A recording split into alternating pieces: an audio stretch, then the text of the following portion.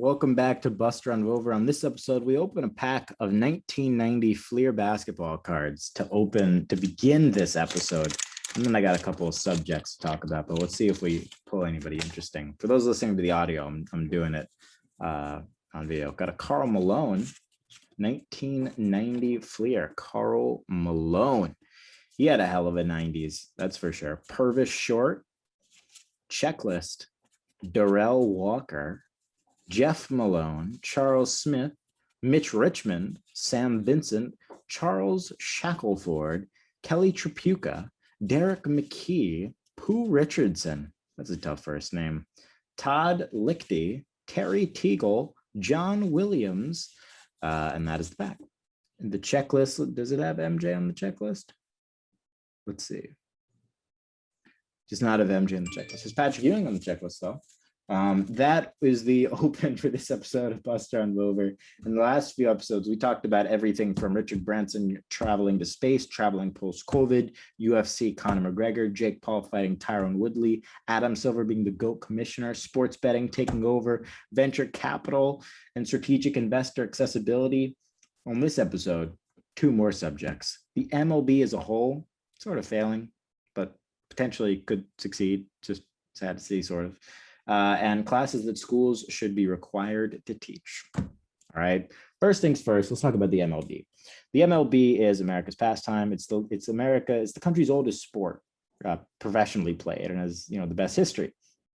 Now, the league sort of started taking a turn for the worse when fans, social media came around, really, and people had gained shorter attention spans, and the league didn't adapt, but also has never really been a fan of changing anything ever, because of that history. Whereas all other leagues, literally every other professional American sports league, has changed their rules completely. The NBA didn't have a three-pointer when the league started. Didn't have a three-pointer till like halfway through a lot of legends' careers, right? And could cite 100 examples in other sports similarly to that. Whereas the MLB, people want the games to be shorter. They want the action to be more compact. They don't want 162 games in a season. It's just a lot. And they're not willing to really do things that get fans interested or get fans excited or change the game or add fun things. There's not much fun in baseball, right? Even like look at this all-star weekend that just passed, for example. You got the home run derby. There should be skills contests. I've said this here on Buster on Vover before, even. There should be skills contests, throwing contests, distance contests, all the running. There should be a 100-meter dash. Put the fastest players in the league against each other. Come on now. And they should be financially incentivized to compete. The NBA pays every player who's in it. The MLB does not. It's pretty much, like coaxing them to play in a game for free. And they even removed the winner of the All-Star game gets home field advantage in the World Series. Literally, there's no reason even to show up except for the fans in theory, but there are 162 other opportunities to see the fans. So what should the MLB do? Well, a few things they should do. They should allow social media to benefit them.